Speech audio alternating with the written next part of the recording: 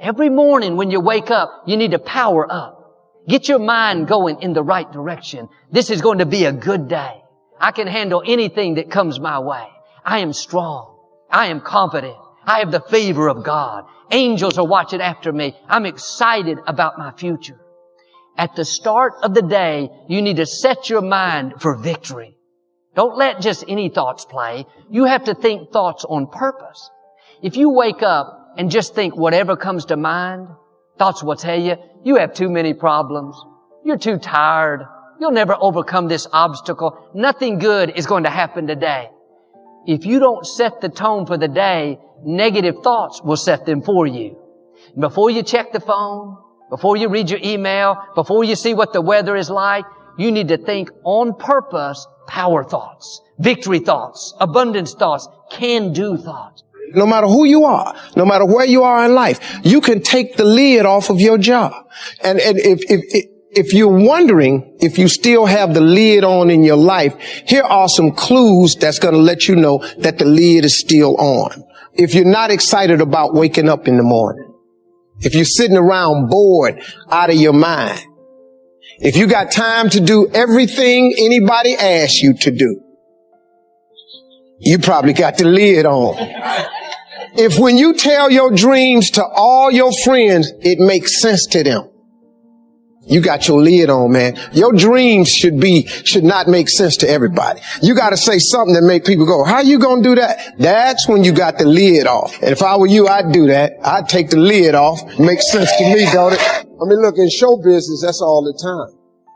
You could come to work one day and they just say the show is canceled. What can you do?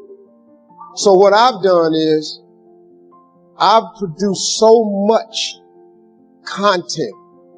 I got radio, I write books, I write movies, I do TV shows, I host TV shows, I got a game show, I do a Facebook watch show. I do so many. So when they come and they cancel something, I don't really give a damn. Cause I got 8 more jobs. You know what I mean? I've just managed to stack. And then I'm always prepared. I prepare for what's coming. Here's the deal. Change is inevitable. So here's what's going to happen. No matter what's going on in your life is not permanent. Everything is going to change. So there's 2 things you can do with change. You can react to it or you can participate in it. It's going to change anyway. So if you keep waiting around, you're going to have to react to the change. And now you're behind. But if you participate in the change, if you know the job you have is not going to last forever. I'm just telling you. COVID proved that already. Where you go to work at every day, that's going to change. COVID proved that already. Your best laid plans has changed. So what you got to start doing is you got to start anticipating that it's going to change and just start living your life with the preparation for change.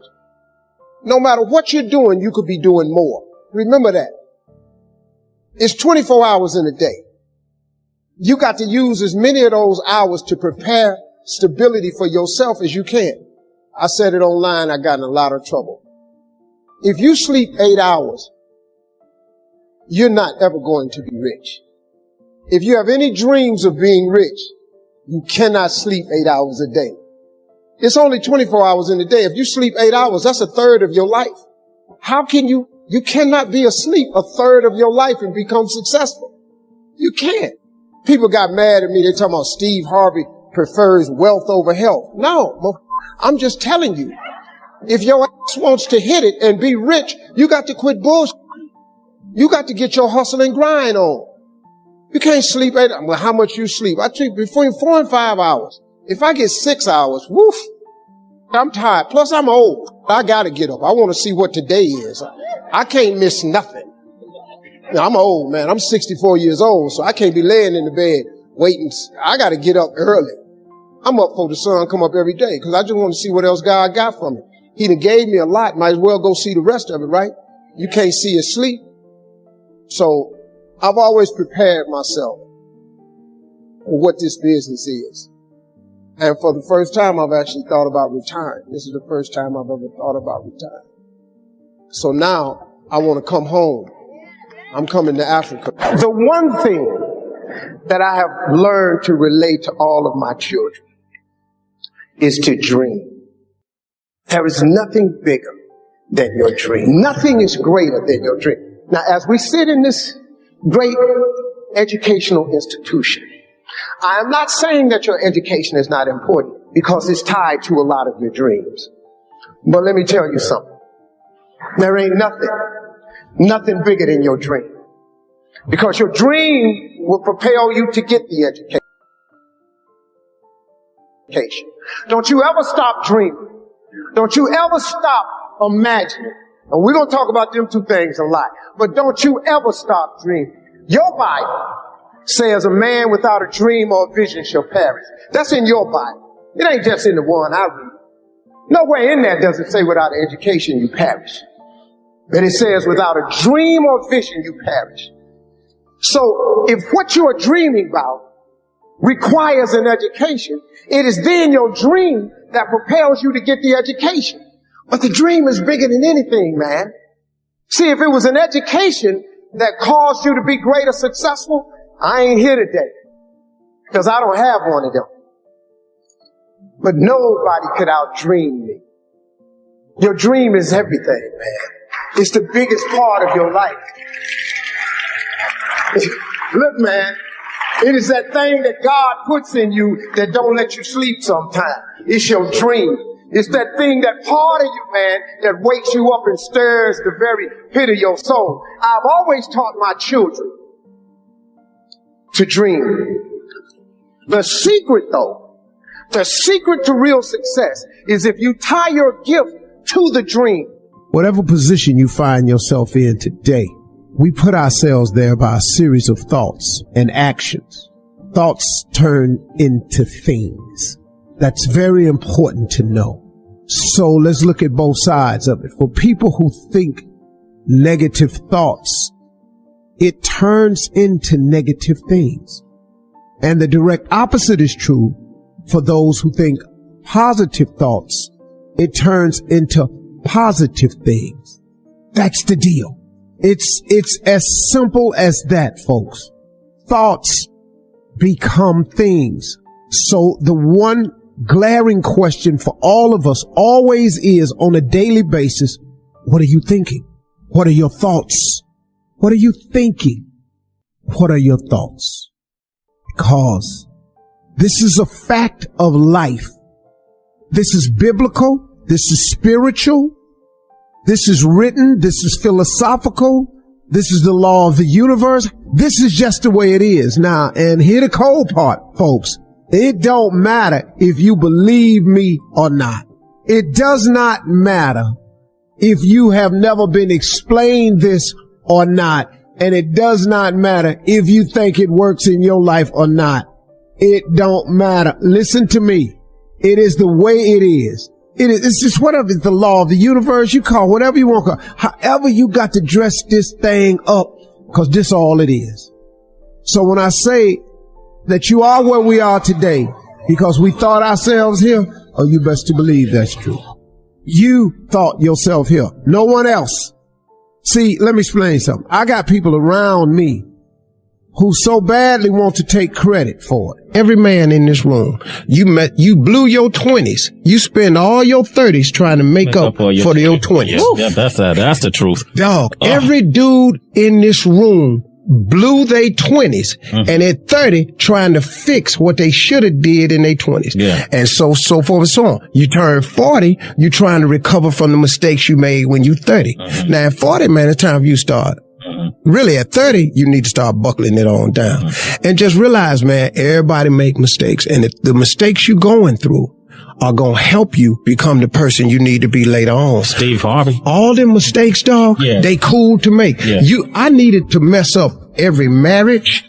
I needed to get arrested like I did. Yeah. I needed to get shot. I needed all this, dog. I needed to be homeless. Yeah.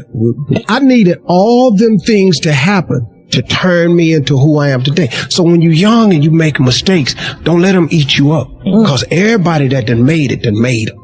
Yeah. You got to fail in order to win. Hey, look, man, To understand how to hit the game-winning shot, you got to miss the game-winning shot. First of all, you're talking about stuff that I can relate to like so many others can relate to. I mean, you know, everybody got the same story. We just got different details. But like I always say, life is 10% what happens to you. It's 90% what you do about it. See, we're going to dive into a chapter from my new book, and it's chapter 1, section 1. This is very clear for people. So the first step is getting completely and brutally honest enough to say, I am tired of myself. When you say I'm sick and tired of being sick and tired, that's the facilitator of change. That's when you're ready to say these words, no more excuses. No more excuses. I went to Kent State. I dropped out. I didn't drop out. I flunked out. Now that threw my life into a spiral, but because I didn't have a college degree, I could not let that stop me. And like you're doing, where you're saying all my friends at this age are settling in your careers, you don't even know if they're happy or not. Stop comparing yourself to others. So the first thing you do is stop focusing on other people. Instead, focus on being the best version of you that you can. Then you'll recognize that you deserve to sit at the big table with everybody else after you become the best that you can be. Now, once you've accepted that you have as much right to success and much right to succeed as anybody else, the next step is learning how to talk the talk. You have to get fluid in the language of success so you speak it with ease. Surround yourself with people who've accomplished their dreams and immerse yourself in the culture of achievement. You know, you got to be tough because the road to success is always under construction. It's never a clear path to success. The people who become successful are the people who have a relentless attitude. And you just got to hang in there through the bad breaks, because the bad breaks is coming. But they usually come right before the big break is about to happen. You get a series of bad breaks and it stumbles up a lot of people. My life and my success is to say to anyone, you can stumble, you can fall, you can get back up again. And like I've said before, we each have a gift. But too many people miss out because they refuse to sign the lease on their gift. You keep looking for it outside of you. Stop. Sit with yourself. What is it that you do the absolute best with the least amount of effort? That's your gift. But if you are constantly looking outside of yourself and you don't latch on to your gift, you will never find your purpose. If you want to succeed, you must commit to your own gift and embrace it. Well, same advice I give to my kids, man. If I could get them to understand the importance of their 20s. Because, man, you know what I did? I just blew my 20s. I ended up spending all of my 30s fixing what I messed up in my 30s. And I spent all of my 40s doing what I could have been doing in my 30s. I looked up, man, I had let too much time slip away. If you could get young people to get their foot on the gas pedal in their 20s, because right now they think going out is everything. And I keep telling them, man, you're gonna outgrow that in a minute. Cause you know, like at this age, it's when somebody says, hey, we're gonna go out to a club tonight. What? Go out to a club? Are you kidding me? It don't make no sense to you now. Cause you're over that. But it takes a minute for them to understand. It's sad. I wish they'd get it. I wasn't clubbing in my 20s. I didn't know how to make a vision board. I didn't know how to.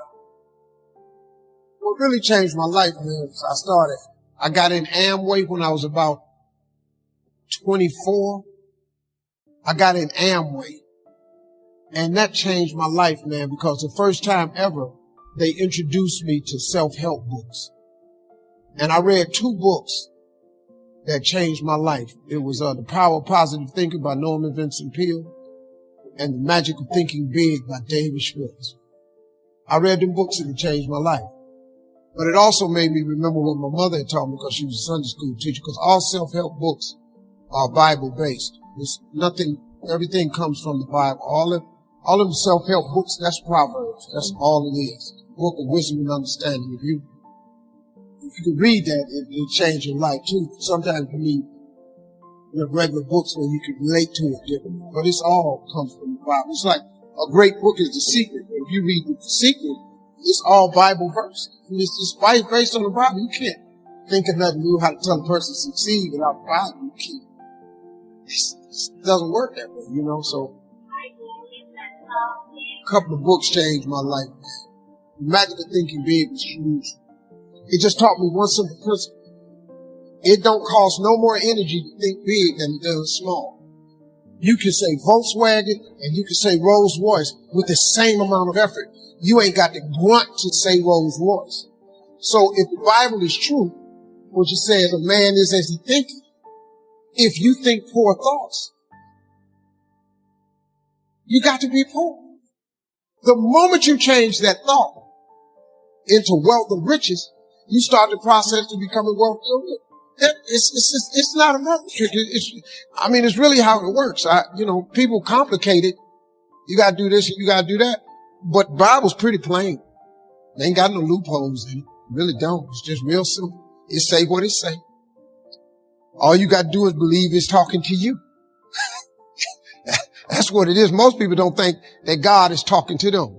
That I come to give you life and give you life more abundantly. You don't think He talking to you? He'll give you life more abundantly. He do. He really will. You ain't got to be rich to have an abundant life. Sometimes you just need to be healthy, happy. You could be really happy, man, making $70,000 a year. You really, really can. You don't need a few million. I did, but you didn't need a few. It helped me a little bit. As long as let the blessings keep flowing, the encouragements begin good to people, comforting them, helping them to overcoming them. The blessings will keep coming in, the healings will keep coming.